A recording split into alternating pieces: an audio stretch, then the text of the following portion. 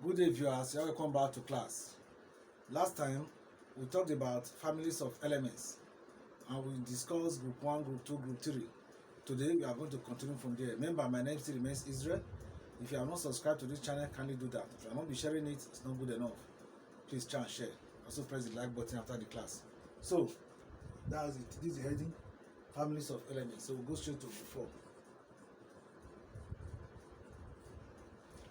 Group 4 elements, they are known as metalloids or semi-metals because they share both the properties of metals and non-metals.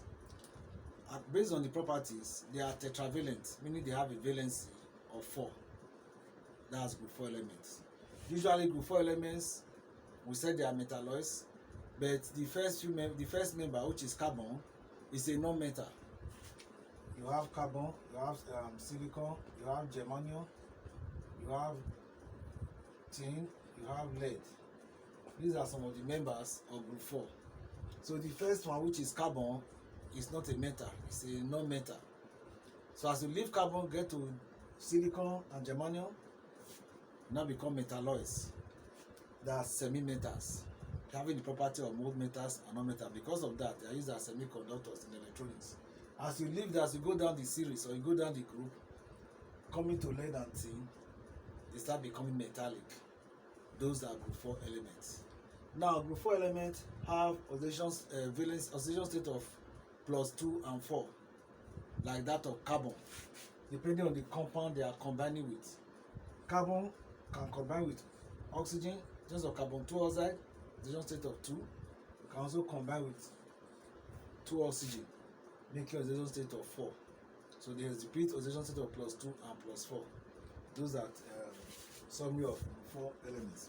Then you have group 5. Remember, this work is in summarized form for you to easily remember what the groups are talking about based on families of elements. So you have group 5. You have nitrogen. You have phosphorus, based on the first 20 elements. So these are group 5 elements. Group 5 elements have a valency of 3 and 5. They exhibit different properties and therefore form different oxides. For example, nitrogen. Nitrogen has the ability to form nitrogen 1 oxide. This is also known as laughing gas, because it causes a fit of laughter when it's inhaled. It can also form nitrogen 2 oxide, and it can also form nitrogen 4 oxide, reddish brown gas. Of all these, the nitrogen 1 oxide and nitrogen 2 oxide, they are insoluble in water, they don't dissolve in water. But nitrogen 4 oxide dissolves in water.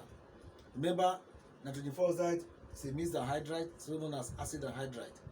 It dissolves in water and forms 2 types of acid. You have HNO3 and HNO2. Let's see the balancing 2. No.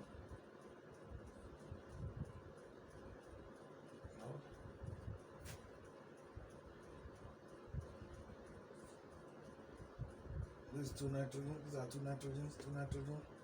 So this is the product. They are known as mixed anhydride. One of the mixed anhydride we have, forming 2 types of acid. So it dissolves in water to form acidic solution. So it's an acid anhydride. Remember, an acid anhydride is an oxide of a non-metal which dissolves in water to form acid solution.